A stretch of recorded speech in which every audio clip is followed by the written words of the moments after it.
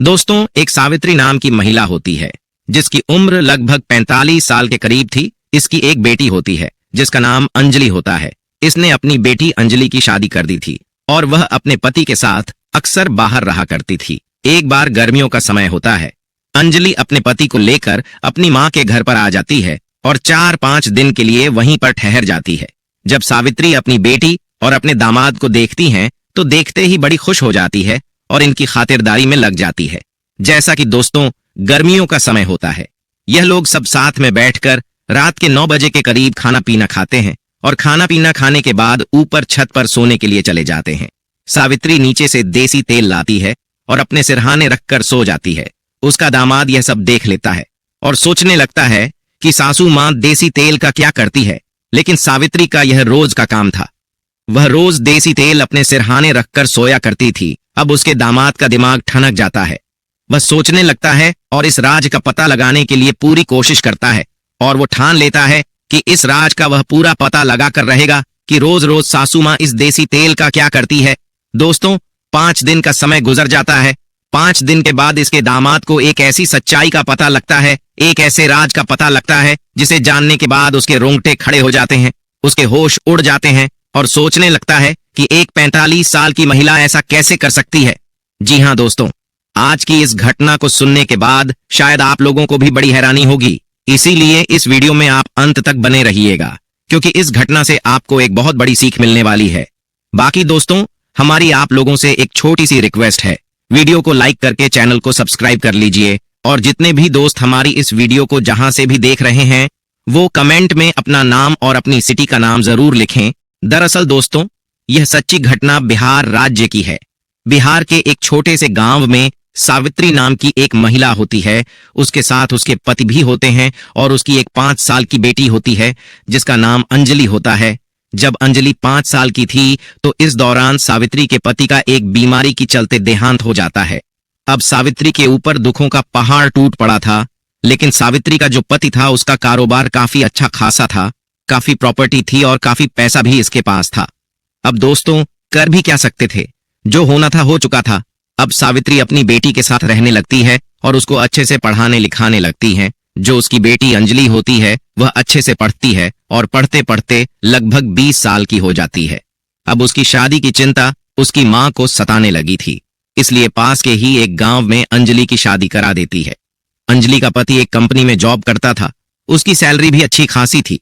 Job के सिलसिले में वह अक्सर बाहर ही रहा करता था, इसीलिए वह अपनी पत्नी अंजलि को भी अपने साथ में ही रखता था।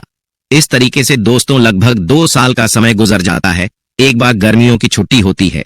अंजलि अपने पति को लेकर अपनी माँ के घर पर आ जाती है और यह सोचने लगती है कि 4-5 दिन तक वह यहीं पर रहेगी। जब सावित्री अपने दामाद और अपनी बेटी को देखती हैं तो देखते ही खुश हो जाती है और उनकी खातिरदारी में लग जाती है। दोस्तों, शाम का समय होता है। यह सब लोग एक साथ बैठकर खाना पीना खाते हैं। फिर सावित्री एक कमरे की साफ सफाई करने लगती है। अचानक उसका दामाद उसे साफ सफाई करते हुए देख लेता है और अपनी सास से पूछता है कि सासू माँ, आप ये क्या कर रही हो? तो सावित्री उससे कहती है कि दामाद जी, यहाँ पर आप लोगों को सोना है, ये आपके सोने का इंतजाम कर रही हूँ। फिर दामाद जी कहते हैं कि हम तो छत पर भी सो जाएंगे, गर्मी का मौसम है। लेकिन उसकी सास कहती है कि अगर आप लोग छत पर सो गए तो बाहर के पड़ोसी लोग देखेंगे, तरह तरह की बातें करेंगे, आप काफी दिनों के बाद आए हो, मेरी बेइज्जती हो जाएगी। फिर जो उसका दामाद होता है वह उसकी बात मान जाते हैं और कहता है कि चलो ठीक है, अगर आप यही चाहती हो कि हम दोनों यहीं पर सो जाएं तो आप हमारा बिस्तर यहीं पर कर दीजिएगा। दोस्तों, इस तरीके से लगभग 3 दिन का समय गुजर जाता है। 3 दिन तक जो उसका दामाद होता है वह अपनी पत्नी के साथ नीचे कमरे में सोता है। अब एक दिन रात के 9 बजे के करीब यह लोग सब बैठकर खाना पीना खाते हैं। अचानक सावित्री का दामाद अपनी सासू माँ से कहता है कि सासू माँ, आज हम कमरे में नहीं सोएंगे क्योंकि आज गर्मी ज्यादा हो रही है। आज आप हमारा बिस्तर ऊपर छत पर अपने साथ में ही कर दो। सावित्री उसकी बात टाल नहीं पाती है और कहती है कि चलो ठीक है, अगर तुम्हारा मन ऊपर छत पर सोने का है तो आज मैं तुम्हारा बिस्तर ऊपर ही कर देता हूँ। अब यह लोग जो है खाना पीना खाते हैं। जो इसका दामाद होता है वह सोने के लिए ऊपर छत पर अपनी चारपाई पर जाकर लेट जाता है।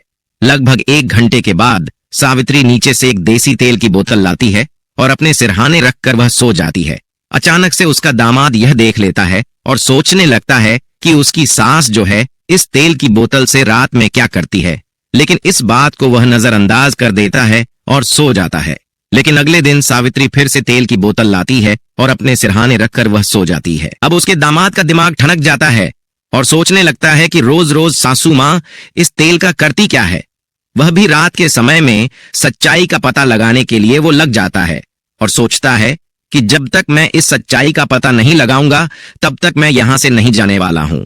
दोस्तों, इस तरीके से पूरे अब 6 दिन गुजर जाते हैं। एक दिन गर्मी ज्यादा हो रही थी। जो सावित्री का दामाद था वह करवटें बदल रहा था। उसको नींद नहीं आ रही थी। लगभग 12 बजे के करीब सावित्री अपनी तेल की बोतल उठाती है और दबे पैरों अपने घर से बाहर निकलने लगती है।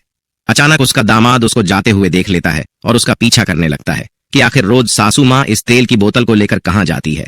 अच्छा, सावित्री अपने घर के पास ही एक सुनसान जगह थी, एक पेड़ था, वहां पर जाकर बैठ जाती है और सावित्री की ही उम्र का एक व्यक्ति इसके पास आता है और इससे बातचीत करने लगता है।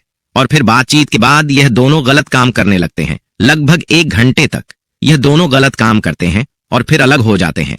फिर सावित्री अपने घर आने लगती है। जब उसका दामाद यह देखता है कि उसकी सासू में घर पर आ रही है तो उससे पहले ही वह अपने चारपाई पर आकर सो जाता है।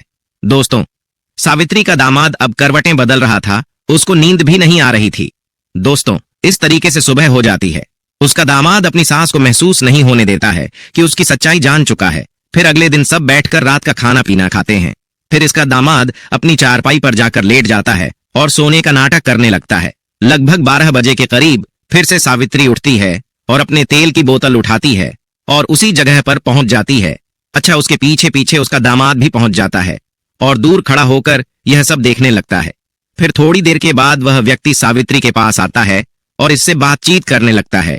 बातचीत करने के बाद फिर दोनों गलत काम करने लगते हैं और इस बार यह दोनों 2 घंटे तक गलत काम करते हैं और 2 घंटे में इन दोनों ने लगभग कई बार गलत काम किया था। जब यह दोनों थक जाते हैं तो फिर से सावित्री थोड़ी देर बात करके उस व्यक्ति से घर पर आने के लिए निकल जाती है। जो उसका दामाद होता है वह पहले ही अपने चारपाई पर आकर सो जाता है। दोस्तों, सावित्री के दामाद को यह तो पता लग चुका था कि जो उसकी सास है वह एक गैर मर्द के साथ संबंध बनाती है और अपनी तन की प्यास बुझाया करती है, लेकिन उसे अभी तक यह पता नहीं लगा था कि जो उसकी तेल की बोतल होती है जिसको वह साथ में लेकर जाती है और उस देसी तेल का क्या करती है। इसीलिए उसने सोचा कि अगले दिन वह इस बात का पूरा सच्चाई जानकर रहेगा कि आखिर तेल की बोतल से वह करती क्या है। दोस्तों, अगले दिन लगभग रात के 12 बजे के करीब सावित्री अपनी बिस्तर से उठती है और दबे पैरों उसी जगह पर पहुंच जाती है जहां पर वह रोज उस व्यक्ति से मिला करती है। थोड़ी देर के बाद वह व्यक्ति भी इसके पास आ जाता है और इससे बातचीत करने लगता है और फिर यह दोनों जो है एक दूसरे के साथ गलत काम करने लगते हैं। गलत काम करने के बाद जब ये थक जाते हैं तो फिर अलग होते हैं और सावित्री अपने घर की तरफ आने लगती है, लेकिन उसका जो दामाद है वह दूर खड़ा हुआ यह सब देख रहा होता है और अचानक से वह घर के मेन गेट पर आकर खड़ा हो जाता है और सावित्री का रास्ता रोक लेता है। जब सावित्री अपने दामाद को देखती है तो उसके पैरों के नीचे से जमीन खिसक जाती है। उसके होश उड़ जाते हैं और वह कहती हैं कि दामाद जी, आप सोए नहीं हो और यहां पर क्या कर रहे हो। फिर उसका दामाद अपनी सास से कहता है कि सासू माँ, मुझे आपकी सच्चाई का पता लग चुका है कि आप कहाँ जाती हो और किसके साथ मिलती हो। जब उसके सास यह बात सुनती है तो दंग रह जाती है और उससे कहती है कि बेटा, यह बात तुम किसी को मत बताना, नहीं तो मेरी बदनामी हो जाएगी। फिर उसका दामाद उससे कहता है कि चलो, यह बात तो ठीक है कि आप किसी से मिलती हो, संबंध बनाती हो, यहां तक तो समझ में आता है, लेकिन यह जो देसी तेल की बोतल आप अपने साथ लेकर जाती हो, इसका राज क्या है, इसकी सच्चाई क्या है, इसकी सच्चाई आज मुझे जाननी है। फिर सावित्री अपने दामाद से कहती है कि दामाद जी, आप तो जानते हो, जब अंजलि 5 साल की थी तो उस समय मेरे पति यानी कि तुम्हारे ससुर का एक बीमारी के चलते देहांत हो चुका था। हमारे पास पैसे की कोई कमी नहीं थी, इसीलिए मैंने अंजलि का एक स्कूल में एडमिशन करवा दिया और वह पढ़ाई लिखाई करने लगी। लेकिन मैं तो अकेली हो चुकी थी, मुझे अकेलापन महसूस होने लगा था, इसलिए मैंने इस व्यक्ति का सहारा लिया और यह व्यक्ति मेरा प्रेमी बन गया। इस व्यक्ति ने मेरी बहुत मदद की है, मेरे सुख दुख में काम आया है, इसलिए इसको मैं छोड़ना नहीं चाहती हूँ। जब आप यहाँ पर नहीं आए थे तो इसको मैं अपने घर पर रोज रात में बुलाया करती थी, लेकिन जब आप यहाँ पर आ गए तो मैंने सोचा कि अब घर में मिलना संभव नहीं है, इसलिए मैंने इसको बाहर बुलाना शुरू कर दिया। फिर जो उसका दामाद होता है वह अपनी सास से कहते हैं कि सासू माँ, यहाँ तक तो सब ठीक है, लेकिन इस तेल की सच्चाई क्या है, इसके बारे में आप मुझे बताइए। तो फिर सावित्री उससे कहती है कि बेटा देखो, अभी हम लोगों की उम्र ज्यादा हो चुकी है। ये जो तेल है ये सरसों का तेल है। मैं इसको इसलिए साथ लेकर जाती हूँ, जो मेरा प्रेमी होता है वह इससे काफी लगाव रखता है और वह इसको अपने प्राइवेट पार्ट पर लगता है। प्राइवेट पार्ट पर लगाने के बाद उसको काफी उत्तेजना होती है और काफी लंबे समय तक वह मेरे साथ संबंध बनाता है। इसीलिए यह देसी तेल रोज मैं उसके लिए लेकर जाती हूँ। फिर सावित्री अपने दामाद से कहती है कि बेटा, तुम यह बात अंजलि से बिल्कुल मत बताना, नहीं तो उसके दिल पर ठेस पहुंचेगी। फिर उसका दामाद कहता है कि मैं यह बात किसी को नहीं बताऊंगा, लेकिन इतना भी है कि मैं यहां पर अब कभी आऊंगा भी नहीं। फिर उसका दामाद अपने बिस्तर पर जाकर सो जाता है और जब सुबह होती है नाश्ता पानी करता है और अपनी पत्नी अंजलि से कहता है कि चलो अभी हमें अपने घर पर चलना है। फिर अंजलि उससे कहती है कि आखिर बात क्या है, लेकिन वह कुछ बताता नहीं है और उससे कहता है कि बस अपना सामान उठाओ और यहाँ से हम दोनों को अभी चलना है। फिर यह दोनों अपना सामान उठाते हैं और तुरंत ही वहां से निकल जाते हैं। दोस्तों, इस कहानी को सुनाने का हमारा मकसद आप लोगों को परेशान करना या आपका दिल दुखाना नहीं है, सिर्फ आप लोगों को सचेत और जागरूक करना है कि हमारे समाज में इस तरह के अपराध हो रहे हैं।